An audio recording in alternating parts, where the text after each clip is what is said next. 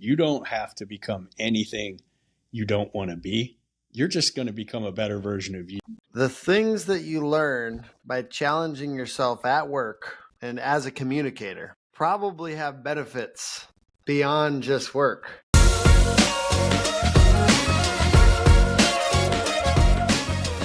how's it going? It's Tim Brown. This is the Plumbing and HVAC Hustle Podcast, and today I have Brian Burton on from Waste No Day. How you doing, sir? Hey, okay, buddy. Good to be here. That's by the way, that's the award-winning Waste No Day podcast. Oh, the award-winning Waste No Day. Get it. Let's go. We're talking about should HVAC technicians study sales. That's a hot topic. A lot of people think they shouldn't. I don't know how they think that, but some people do. Yeah. And certainly we're going to overcome that objection. I know you've got the 7 Deadly Objections episode of Waste No Day that everyone should go listen to right after this one. Yeah. Where you overcome each objection on the show. So if you're not listening to Waste No Day, get your shit together and we're going to get into it. Could you just give a couple minute background of, what brought you into the trade and what happened and what it's like now? What happened? That's a great way to put it. It's like, what happened that was so bad in your life that you fell into the skilled trades? Like, that's it. Yep, nailed it. I didn't have a dad, didn't graduate high school, had a couple uncles who were plumbers, and essentially my grandma found out we were hanging with gangs and me and my twin brother and skipping school, and it was just like, all right, let's go. It's time to go. So we did ride-alongs with them and apprenticeship and rode around with the uncles on new construction, went from new construction to sewers and drains, and then from there to, thankfully, to residential service. In 2004, I moved out to Las Vegas, and just by sheer good luck, I'll say, I ended up at Ken Goodrich's company, Yes Plumbing, Heating, and Air. And from there, I learned the professional sales aspect of what we do for a living. And that really changed my life because I wasn't a plumber who believed in salespeople. If you said that, I just got this cringy feeling of like a, fat guy in penny loafers and with his hair slicked back. And like, so I hated the concept, but got a mentor there, his general manager at the time, Lance Fernandez, who took me under his wing and really taught me what it meant to be a professional salesperson. And in that case, it just means a professional communicator. I appreciate that very, very much. I was wondering kind of how long you were in the trade before you got to study sales a little bit or learn about sales. Were you in it long or? Oh yeah. So I was riding around probably at 15 and I was 24. So yeah, about 9 years. In plumbing, and that was residential new construction, commercial service, and then drains, and then residential service, and then finally got the sales aspect.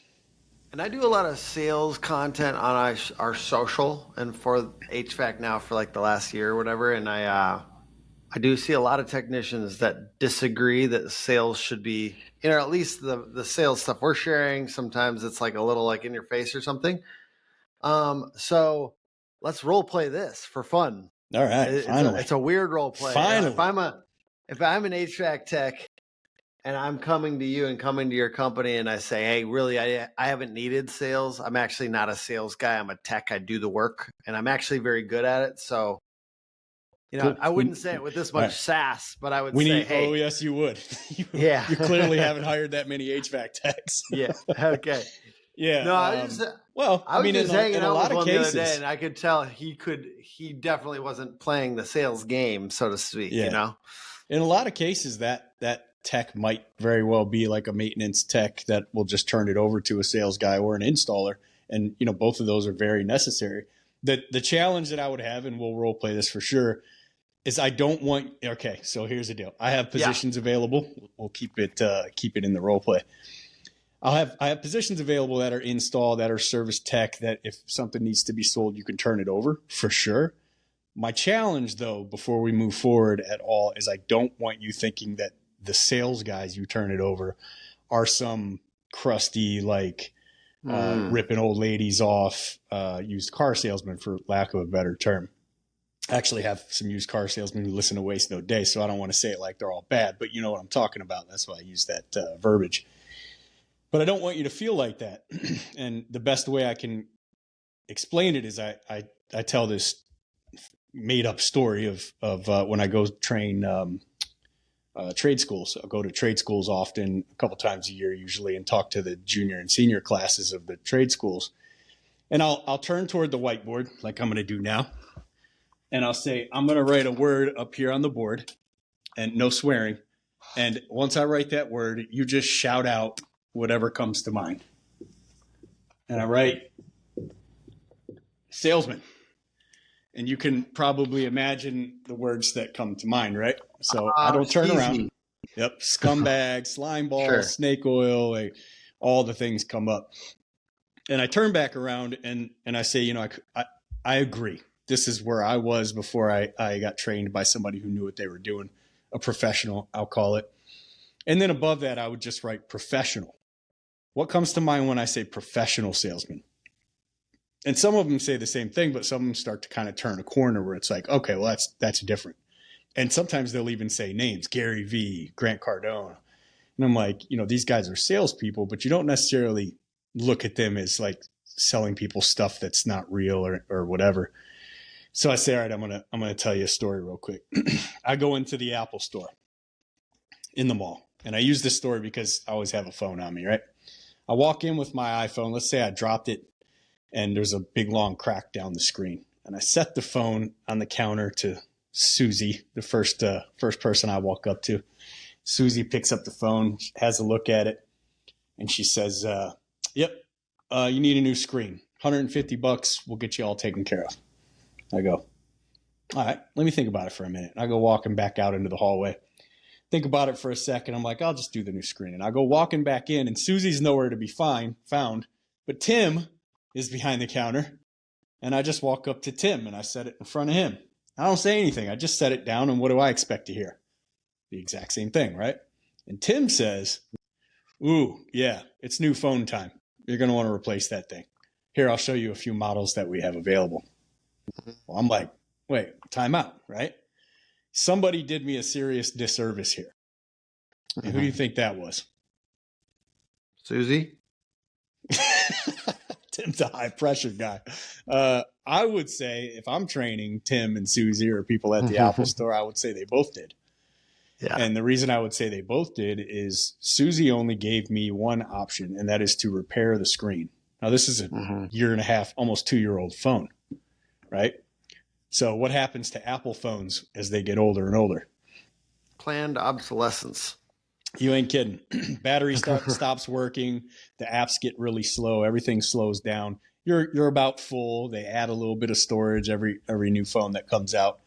Well, she only gave me the option to drop $150 into a 2-year-old phone. Did she do me any real services there? No. But Tim, on the other hand, well, Tim and I are going to have a sit down, and he might be losing his job, because the question for Tim is, why didn't you tell me I could at least repair it? Now, the challenge with both of them is they didn't do any research into me as a client and what my needs are. And Tom Hopkins had a great formula called the needs formula, NEADS. It was, what do they have now? What do they enjoy about what they have now? What would they alter? Who are the decision makers? And what is the solution? So the needs formula. So if either one of them had taken the time to figure out what I as a client needed, they'll probably come to this conclusion. We can repair it. We can replace it, right? Or we can repair it, or we can take this $150 that you're going to spend to repair it anyway and put it toward a new phone. And then from there, here are some options of some new phones we have. We got the replacement of yours, which is about middle of the road. But then have you seen this brand new high-end upgraded model and all the things it does for you? It can make you fly and whatever else the new iPhones do. So that is what I would consider the difference between a tech, hey, I can repair it, an amateur salesperson, or we'll even call it a snake oil scumbag salesperson who's just trying commission breath, and then a real true professional who says I can repair it, or we can take this money and replace it, And then here are some options where replacement comes in. And then when you get to the really high level of salespeople, you're going from the difference between like a daytime talk show level commercial for the newest phone, and a real high level salesperson is going to give you a Super Bowl level commercial for that phone, right? They're not going to say, oh, here are the options, and this is the big new fancy one. That's pretty cool. They're actually going to give you a 5-minute talk on why this phone is so cool. And based on the conversation they've had with you and understanding what you need, they're going to show you all the things this phone offers that fits your needs. Absolutely. You know, as well as I do, that this will make you more money as a technician, being a selling technician. But you know, you're all selling technicians. If you're a technician, yeah, and you collect money from the client, you're already a selling technician. How good you are is what depends on how much money you make. I think that's the key thing. Like, you're selling whether you want to be or not. I think that's a pretty big, important distinction. Let's say they have like almost like they have this ethical twinge, or like, you know, you said a lot of bad reputation for salespeople. How can they overcome their fear of that type of thing? I think a lot of people equate it with being not authentic or disingenuous. Yeah. And how it's a can real they overcome thing, that fear? Yeah, I got lucky with my first mentor, and this was who he was like. He really sat me down in a conference room and he said, you don't have to become anything you don't want to be. You're just going to become a better version of you. And by better, he just meant you're going to learn to communicate better. So, and that's all you really need to do. Like if there's a product you're excited about, let's say it's a UV light for the ductwork or something like that. You're really excited about this product. This is this one thing that you know can help everyone you run across, surge protection for the unit or something, or even clean and seal. Let's say it's a clean and seal. You know that the majority of people need this, and you're gonna run the system to find out for sure that there are air leaks and everything. But everyone who has significant amount of air leaks could use this. You're really excited about it. How do you convey that? Do you just say it as monotone as possible? Yes, this is something you need and should have, and 1 out of 10, 1 out of 15 actually buys it? Or do you get really excited and show your emotion and show the excitement? Because Brian Tracy said the best definition of selling ever is a transfer of enthusiasm. And what good communication training will do for you is just really most of the time make you show a little bit more of the emotions you have anyway. I agree 100%. This is a tough thing. Can I do just a light aside? I think that as technicians, or even I'm an owner of a business, right? The enthusiasm kind of goes in and out. You know what I mean? Like, if you're, especially being a tech, right? You sometimes see things go wrong in the company, or whatever position you are, manager, these things, and you got to keep the enthusiasm, you know, like to go into a sales situation where you just saw some back end shit that wasn't ideal, you know? Sure. Like, how do you deal with that? Maybe this is a little bit more of an advanced topic. No, it's good. How much? It's like, this is literally stuff that we have to deal with every single day in the field, no matter which trade you're in. Yeah. It's a regular. So I am a plumber, but I was vice president of sales over a plumbing, HVAC, and electrical department that we took from 6 million to 34 million in 9 years. So we grew that from 12 technicians to 80 technicians before I left last year and came out to Scottsdale. But yeah, so I'm very familiar with all aspects of HVAC included. And this is something that we deal with often. Like, you can get one kind of shoddy crew or younger crew that has a lot of callbacks, and then all of a sudden when you're talking about the installation of the equipment, you're not as enthusiastic because dang it, these guys get freaking callbacks like every third job they do, and this is a real thing that you see. And I would say, man, the best thing not to do is do not lie and just pretend it doesn't exist, or like you're not going to deal with this thing. Whatever the thing is, If it's something you can own up front, own it up front. If it's not, like, you don't want to say, hey, there's a real good chance we're going to have a callback because they're going to forget to put the drain in the condensate line or something. Then you just say something like, so you know, if there are any issues with this installation, and there can be, I mean, we're human. We try to be perfect, but we're only human. If there are any issues, we will stand behind this thing 100%. And the way you're going to know that is you're going to get my cell phone number with it. Anytime you have an issue, text me. I might not call you back right away. I might not be the one to respond, but I'll get you to the right person immediately. So that's the kind of thing. Your enthusiasm isn't necessarily for your maybe your install team that's learning, let's say, but your ability to stand behind your product and service, and your install team. Maybe they're young and learning, but you got to stand behind them. That's good.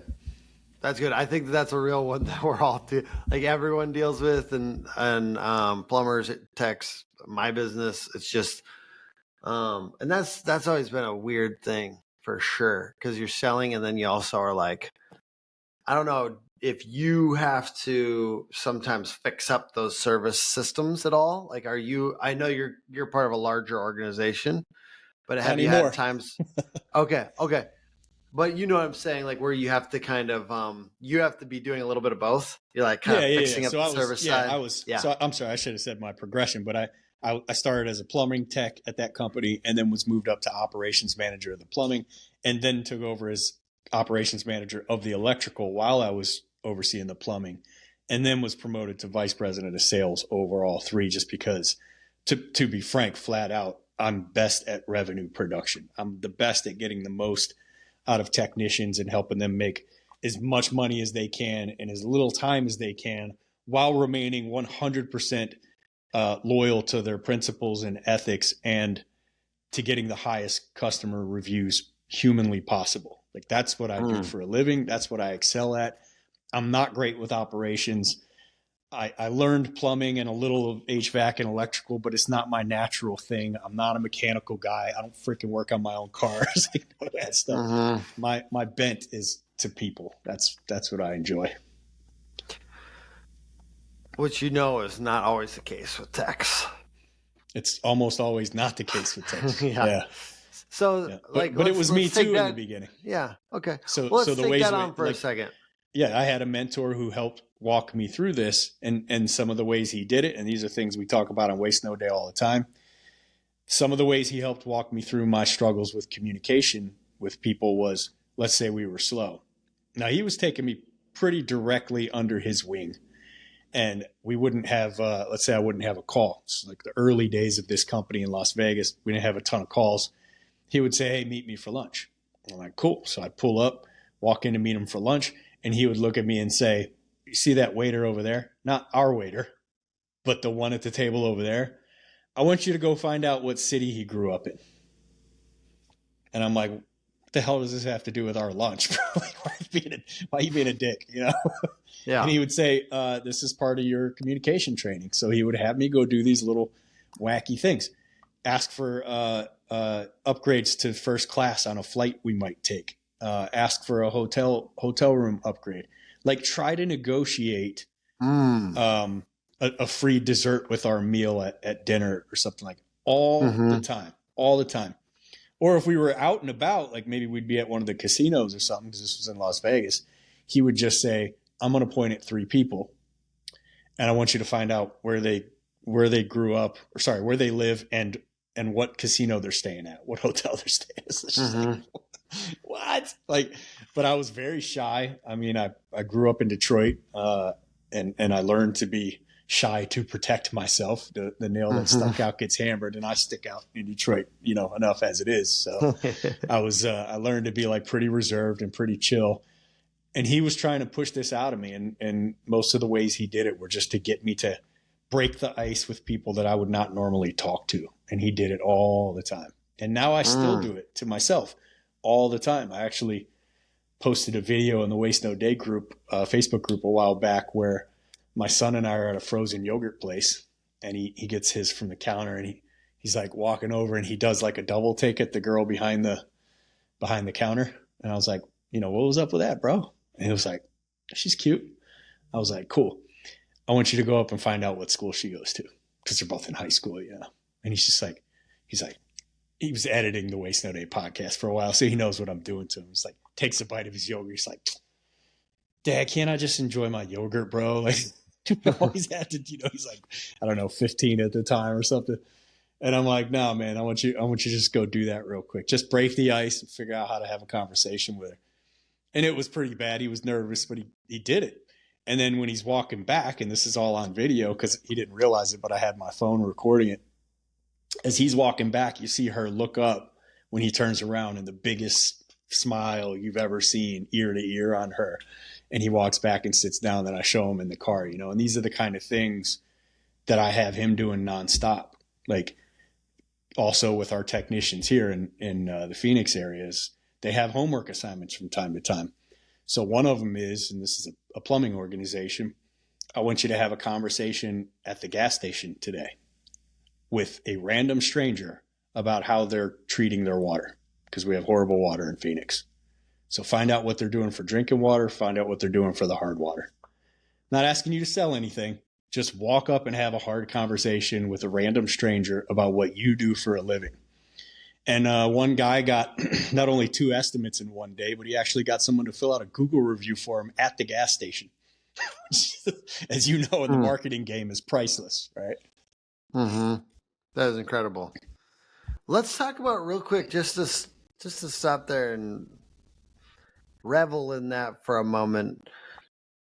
The things that you learn by challenging yourself at work and as a communicator probably have benefits beyond just work.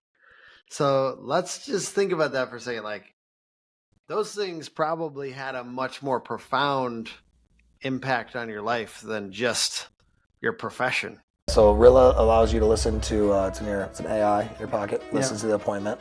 It's pretty crazy what it can do. It gives a script, gives everything they said, it breaks down some statistics for you. Analyze talk ratio, interactivity, like how you and I are interacting back and forth, longest modeling, like all those honestly, things. This is the shit that I most believe in AI. Yeah. You know what I mean? Enhancing the You're user about to put experience. math and data around something that used to be my magic skill.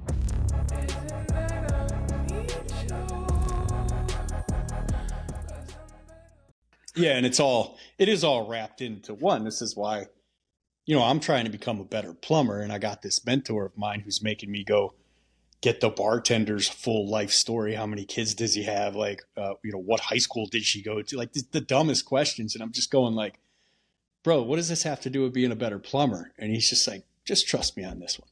Well, it's funny because I look back now, and this 2024 marks 20 years since I got there and started that with him.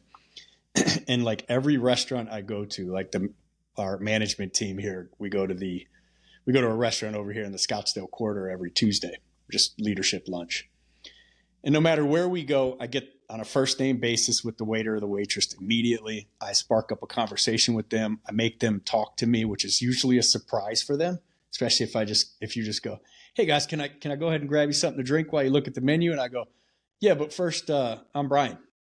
What's your name? And I just smile. And they're always like, oh, hey, I'm Tim. What's happening? And then I just get them to talk for a little bit, and nothing comes of it. I'm not asking them to buy plumbing services or anything. But I notice now I do that automatically. And when I'm out in situations where it actually matters, like when I'm at a convention, an HVAC convention, and I'm looking to get some guests on the show that aren't people that would normally associate me, especially in the early days of the show when nobody knew who the heck I was. My ability to break the ice and have cool conversations with people immediately, that all came from that stuff back in the day, meant the difference between getting a high level owner or manager or even high level technician on the show, or not getting them on the show. And I use these things today. Like we've had Chris Voss, who wrote Never Split the Difference, Brian Tracy, Tom Hopkins, Tim Kennedy, which is probably still one of my favorite episodes, the founder of UGG Boots. Like we've had all these people on the show, and every one of them has a crazy story attached to it of how I actually got them on the show. None of it, not one of them, was like, I emailed that I have some crappy plumbing and HVAC show that nobody's ever heard of. And their people go, oh yeah, they'd love to do this. And they jump right on it. It's never happened. It's always like a long, multiple month or even multiple years. It took me 3 years to get Brian Tracy on, but I'm always working some sales angle of how I get through the gatekeeper to the person, finally talking to the person. Now I've got to make it really interesting. And you learn this from learning how to communicate with people. So let's talk and I know that most of our episodes are towards the business owner or sales leader at a company, but perhaps some technical folks will be listening to this one. Talk to me about balancing those technical skills with sales. Like, where is the line? Like, do you think somebody should have been a technician or a plumber before they start being a salesperson? Nobody was anything before they started being a salesperson, right? And unfortunately, we get untrained in sales as we become toddlers, and we ask mom to get us the Pez dispenser on the shelf there. I don't know how old your audience is, but you and I know what Pez dispensers are. So you ask for that Pez dispenser, and your mom looks back and goes, "I told you, don't ask for anything." And you're like, But I want these Pez dispenser, Mom. And she's like, no, don't. If you ask again, I'm going to wear you out in the car. And you just go 2 more times. 2 more times you ask. Now imagine if that HVAC technician who's talking about getting these ducts clean, like you can barely see down the duct, because it's so caked with like hair and skin follicles and dust and everything. Is that ambitious? Of like 3rd time, 4th time, 5th time. I was reading a survey in Harvard Business Review the other day that was saying on average, the average sale in 2023 was closed on the 4th ask. Most sales were closed on the 4th ask, but most salespeople never asked a 2nd time. So think about that. So what were we first? Was I a plumber first or was I a salesperson? I was a salesperson from the day I could learn how to talk, right? I mean, I got girlfriends because I was a salesman way before I got into a plumbing truck. Got favors from teachers or favors from friends or whatever it is. Everything you're doing, learning to share and play together on the playground, you're selling yourself for something at some point. And you unlearn it because mom eventually backhands you when you asked one too many times in the Walmart checkout aisle. But we learn to take that first. If I said no, you do not ask again. And all of a sudden we unlearn how to be salespeople. But when you know for a fact that you have this product and the person that you're serving would be better off with it than without it, and they can comfortably afford it, it's not like it's not going to take food out of the fridge or keep them from paying the light bill. When you know that for a fact, don't you have an obligation to sell that? I think that's something to simmer on. Let me help. Hell yeah, you got an obligation to sell it. And are you on performance pay? Do you get paid more if you sell it? Okay, now do you have an obligation to the wife and kids you have sitting at home? Like you could double your hourly rate or however you're paid if you add on this whatever it is, this electronic filter, triple, quadruple your hourly rate. The client could use it for whatever reason you found that they could use it. They'd be better off with it than without it. They can comfortably afford it, and you'll double or triple your pay for the day. I feel that I would be obligated to the client, to the company, and to my family at home to make the most of this opportunity. I appreciate that perspective. Talk to me a little bit about continuous learning and improvement for technicians at the companies that you've been a part of. What is the best situation you've seen? Like if it's a business leader, sales leader right now listening to this, how can they kind of work some of these principles in to get their people more prepared to give options and to be more persuasive communicators? Yeah, this is a tough one, usually a hard pill for the leadership to swallow, but I've had multiple leaders in my life who are gung-ho for me to listen to audiobooks and we'll say podcasts now, although they didn't really exist when I was in the truck, but podcasts and audiobooks, and only do things that are learning, YouTube videos. But they would pull up to the shop after lunch or for the first thing in the morning, and they would be blaring music out all four windows, right? So you're telling me that I need to be self-developing nonstop, but you're listening to music. If you want to know the best scenario for getting people to get on board with development, show them that the leader is serious about self-development. Because I don't care what level of the company you're in, you're looking up to the leadership. It's just the way it is. And most people in a truck in particular aspire to be a manager or owner someday. So they're looking at you like, how do I get there? So if you're constantly self-developing, you're constantly, watching podcasts like this one, reading audiobooks. I have a standing $100 bet. The company in Pennsylvania that I just left last year knew about it for a decade. The team that I'm with right now knows all about it. There's a $100 bill somewhere on my person or in my car, because I don't want some shady electricians trying to break into my car at night. All right. Somewhere there's always a $100 bill. And if at any point during the workday, so between the time I'm heading to the shop or the time that I'm heading home, if you catch me listening to anything that isn't self-development, so it can be, if you catch me listening to music, stand-up comedy, Rogan, like Jacko, these are things I enjoy. If you catch me listening to anything like that, you get that $100 bill. That's been in place actually before I was even in leadership, but it's been in place for at least 11 years. So I mean business. If any tech walks up to my car, they're going to hear probably an audiobook, most likely. I'm listening to an audiobook. Another thing I did there that I haven't started here yet, but I'm going to is the Burton Book Club. It's just my last name. I just say this, Burton's Book Club. And the first day of every month, I would send out to all three of the teams at that point, because it was HVAC, plumbing, and electrical. Here's my book for the month. And I would almost always try to get one that was free on YouTube, because I didn't want people to have to go get an Audible account because I recommended a book. But here, I'd find one on YouTube, and this is a big one for me. I need everybody listening to this for sure, which is Brian Tracy's Eat That Frog. It's a big one. And it's always free on YouTube. So I usually start with that. And once a month, I send out an audiobook that I've heard or read, and I say, get this book in you. And look, if you get 10% reading the books in every month, you're crushing it. But that's not the point. The point is just to show them that you're taking it seriously. And for those few handful of techs who will actually do it, office staff actually tends to do it quite a bit. They are developing. Like you're training your people without actually having to be in front of them. It's just freaking amazing to me. It's an amazing concept. Absolutely. Now, Brian, I wanted to go a little bit into your background. I know that you've had some addiction issues in the past. Once or twice. Would you mind sharing a little bit? Like I'm in recovery, so I don't know what you did to get sober or whatever, but or however you're dealing with that.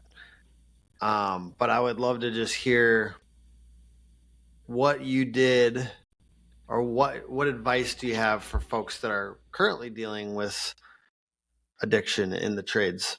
Yeah, man, addiction. It really is rampant in our industry. It's a huge deal, and it's not a huge deal like our people are strung out, nodding out at the driver's at the steering wheel necessarily, although that does happen. It's much more prevalent in that. And here's the worst one. You would think the worst one is somebody who can't get out of bed and they're just wrecking their lives. But sounds like as well as I do, that's where you hope they get, right? A train wreck that sends them to recovery, to a rehabilitation, like I went through in 2010. I went through Teen Challenge. I wasn't a teen, but that's what it's called. Oh, were you in Minneapolis? I was in Pennsylvania at the. Oh, you guys have it down there? I thought it was just a Minneapolis thing. That actually started in Pennsylvania and kind of. Oh, okay, all worked right. its way out. Yeah, that's cool. Yeah, yeah. So I went there and I had train wrecked my life, 10-year opiate addiction, and finally, like, there was nothing I could do. This thing had me. I was going to die from this, no question about it. And you hope everybody gets there sooner than later, but that's not what typically happens. The biggest challenge with addiction And it can be weed, it can be alcohol, it can be freaking porn, it can be video games, it can be Netflix and chill. The biggest thing that happens with these like micro addictions is you're in such a hurry to get home to it that you're not taking the rest of your day all that seriously. And David Sandler, Sandler Training, before he passed away, he had this saying that he said, do you have 10 years of experience? Or do you have 1 year of experience that you repeated 9 times? And the biggest thing that for me that happens with these micro addictions, especially weed, it's the worst one because potheads typically cannot wait to get home to get high. And it really messes up the end of their day. When you could turn it up a notch and really go in, you're like, it's getting to be about that 3:30 point, baby. About to roll home, rolling up, or I don't know, to take the gummy or whatever that everybody does now. And alcohol is the exact same way, man. Like I was there. So I got out of the opiate addiction and then 5 years later relapsed in 2020 on alcohol and like really severe, like train wrecked my life and career and everything. Thankfully recovered from that one too. But I was lucky, man. It took me like a year of drinking to hit the wall again and like almost die. But most people don't get that. You just get drug along by this kind of 1 foot in, 1 foot out addiction where you don't ever know. So my best advice to people who are dealing with any kind of addiction is the first and foremost thing is like, you got to figure out that you're addicted. And the question is, the real big question for me is it helping you? And don't give me the shit about, yeah, man, because it helps me relax. And if I can't relax, I'm just high strung and I can't get anything. I don't want to hear the horse shit. Like, is it helping you? Do you have the body you want? If you rip your shirt off in the mirror and you go, this is exactly how I want to look. If the answer is no, but instead of going to the gym after work, you're going to your Tito's and soda or bong or whatever, your video game, your Netflix. If the answer is no, then it doesn't belong, right? Now, if you can get up before work and go get it in and get the body you want to have, then cool. Because I do this wheel, we'll call it. It has 4 quadrants. It's the 4 F's, the F quadrants. It's faith, finances, family, and fitness. And this is the 4 things that we focus on, right? Whatever faith is to you. And this is what I would ask guys on like a 90-day review. I'll say it, and we'll just role play it. Tim, here's your 90. On faith, scale of 1 to 10. Are you at a 10? I'm at a 7. You're at a 7 in your spiritual life. Okay. So now I don't preach what you should be. I'll just say, what would Tim at a 10 look like? And I'm not asking you, but I would say, what would it look like? And then you'll give me the answer. What's that? More sponsees in my recovery. Sponsor more people? Yeah. Yeah, so I'll say, okay, so what Maybe are 3 2 steps? meetings a week. I'm at like 1. What are 3 steps you could take between now and our next meeting? 3 things you can do that would get you closer. And we'll write those down, right? Yeah. And then we'll move down to the next one, finances. Financially speaking, scale of 1 to 10, where are you at? And if you say an 8, I'll go, congrats, fist bump. But what does a 10 look like for you? All right, so we'll write down what are 3 things. I'm proud of myself right now on that. I'm like an 8 or 9. Nice. Ooh, 9. That's nice, buddy. I feel good. I'm making progress. Yeah, we say, what does a 10 look like? We'll write down 3 things. Boom. And here are the 3 things you're going to focus on over the next quarter. And then we get to family. How you doing as a husband? How you doing as a wife? Maybe you don't have a family. How you doing as a boyfriend? I feel like I want a 6 with that, but I'm working on it. Electricians, how you doing as a girlfriend? I don't know how you guys get down. But the all in all 4, right? And then we'll get to the fitness one. Scale of 1 to 10, how happy are you when you look in a mirror with no shirt on? And like, look, yeah, I'm like, you might not, I don't want to be Arnold Schwarzenegger. Cool. You don't have to be. I'm not asking you to. I'm just saying, when you pop your shirt off in the mirror, scale of 1 to 10, where you sit. I got like a 5 on that one. Everybody not particularly stoked. That's about what everybody says. Even the guys that are like Jack that I work out with, they're just like, oh man, it just, I went ham this weekend at the restaurant. But so, and then I'll always say, like, is there anything that's stopping you from being where you want to be in these 4 categories? That's like an overarching thing that's in the way, right? And inevitably, if you're hurrying home every day to get to the cannabis, if you're hurrying home to get to video games, you're about to binge for 4 hours on Call of Duty or on Netflix series or whatever. Does it have any room in your life, realistically? Not really. It doesn't belong, right? So, and these can be overt addictions that are keeping you up from getting out of bed in the morning. Like, now you need help, seriously. Or they can just be the micro type that if you go, right now we're recording this, it's 2024. Like, let's say we get to 2026, right? And we look back in August of 2026, and we look back and we go, if Tim had quit weed and video games from 2024 to right now, August of 2026, and you're way closer to where you want to be financially, physically, spiritually, and as a family person, would you wish you could have that time back smoking weed and playing video games? Absolutely not, right? You would never say, let me have all those video games back for 2 years and be a shittier husband or a crappier father or have the body that I said was a 5 back then. You would never ask for that time back. So why do it? Yeah. Knock it off. Yeah. I know it's easier said than done, but you're talking to somebody who's done all of it. Whether it was alcohol, drugs, women, video games, TV, hanging with my retard loser crew that was going nowhere. Like, no matter what aspect of it's holding you back, it has held me back personally, and I beat it.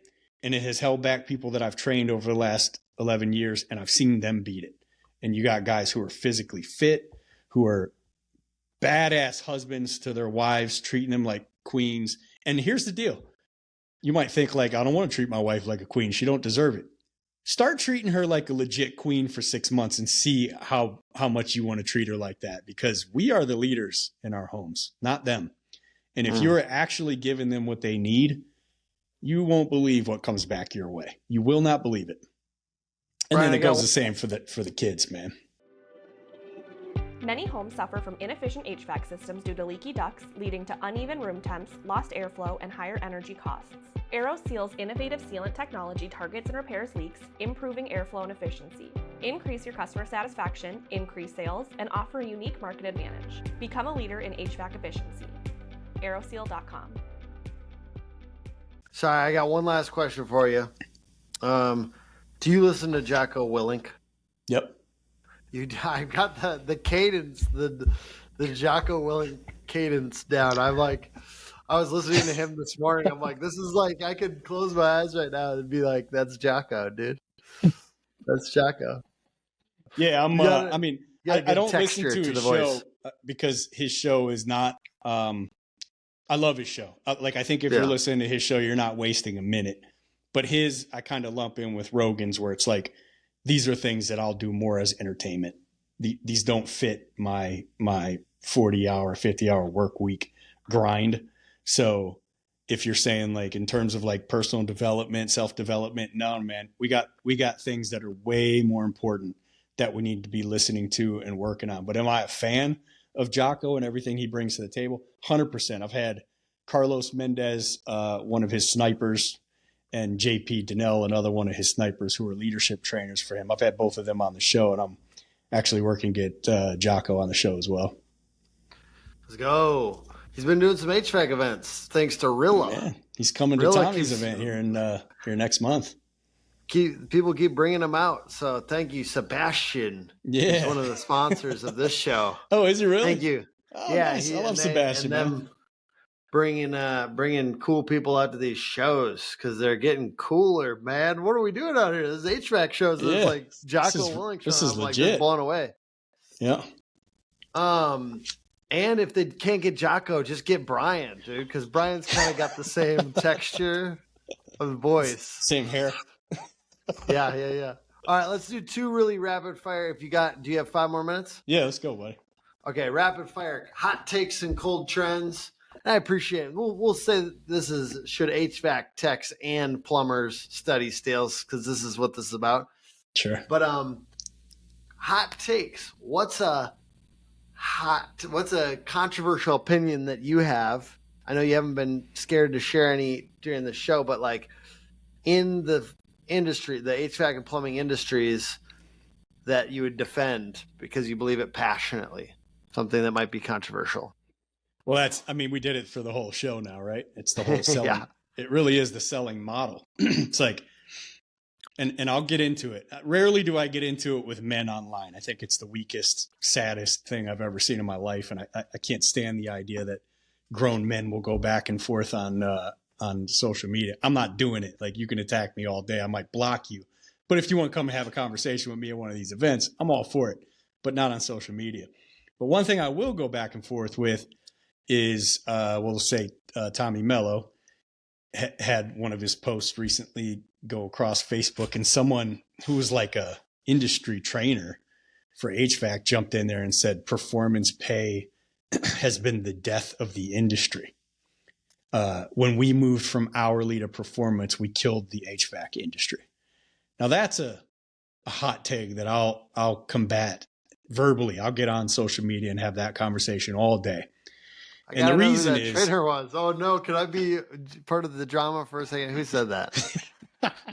I don't even know, bro. I have no idea. But it Just say obviously some initials. I don't know. I don't know his name. Okay. I clicked on his profile and saw that he was like in the industry and as a trainer. And I'm just like, what a joke. And the reason to me that that's a joke is, how many straight up HVAC techs making $28 an hour do you know that are homeowners with a couple vehicles and like their kids are going to college without debt? Like, it's not real. And all you're saying when you're saying that the sales and performance pay don't belong in our industries is, I liked it better when an HVAC tech had to grovel and beg at some owner's feet to get a $2 an hour raise so that he could take his family on vacation this year. Fuck that guy. Fuck that guy. If you want to know my hot take on that, it is, we should all be giving and getting serious amounts of communication training to our people. We should be doing it first, and then we should be giving it to our people. Whether they pay for it, I can go back and forth about that. I actually do think there is merit to people who pay attention. But either way, it's got to be there, the communication training. And then you have levels of accountability in your business where if somebody's lying to people, then you fire them. Like, you find it out. I don't say fire on the first offense. And the reason I don't is I've seen techs that just come in thinking it's okay. And when you sit them down and have a real conversation with them, especially the kind of techs that I look for, who are guys like me with no dad, no high school diploma, in and out of gangs and trouble as a kid. These are the guys I want. Oftentimes you actually have to teach them principles, but you can.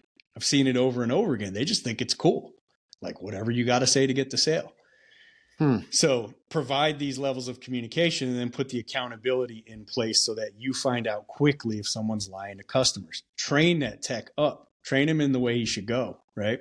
And then if they keep doing it, let them go and let them go ruin somebody else's company. But you can be a high sales culture at your team and still be 100% ethical and get way higher customer reviews than the company down the street that pays all their guys $28 an hour. I love that. Let's talk about cold trends. So what's something people are wasting time, money, energy, or effort on that they should stop doing? In the trades? Yes. Could go just small business owners in general if you want, or sales teams, or I honestly, man, I think like probably, and maybe I'm just saying that this doesn't do anything for me, but maybe it does a lot for a lot of other people. But I think like these gratitude journals and I get up at 3:45, right? But not because I think this is the key to success. I know a lot of guys way more successful than me getting up at 9. So I think that whole thing where you just got to be up at the crack of dawn. I only do it because it's the only time I'm going to get a lift in. I got 4 kids. So when I'm done with the business. Then I move to the podcast. When I'm done with the podcast, then I move to the kids. Then when the kids go to sleep, I move to my wife. And like my day's pretty tied up. But I think that the gratitude journal stuff and all these weird things that we're trying to shove in everybody's faces, I think it's a little bit overboard. It's probably excess. All right, man. Well, I appreciate you being on. Could you give us a call to action? Where should people check out more about you, or what would you like to promote here at the end? I always want people to check out the Waste No Day podcast. It's on all the platforms. Find me on Facebook, Brian Burton, Waste No Day. But realistically, if team leaders, owners, managers just really start investing in their people and getting pushing this concept that the trades are somewhere to go if you want to retire wealthy, as opposed to like what I grew up with, which was the trades are somewhere you go if you're too stupid to graduate from high school, which was me. If we can push this other model where the trades are somewhere you go to retire wealthy and have leadership skills and be developed as a person, like that's enough for me, man. Let's push that. I love that, man. That aligns with what we're trying to do. And so if there's anything we can ever do to collaborate with you, I know your podcast is a little bit more for technicians from what I understand. That it is. Waste No Day. Check it out. And so I don't necessarily need to be on that because I think they'll probably last time I was around some technicians, they roasted me almost off the job site. I was getting ready to start, but I realized we're out of time. So next time. Yeah. But, basically just let us know if we could ever collaborate with you or be useful to your podcast. And we really appreciate you. Love it. Appreciate it, buddy. Good to see you. Thank you.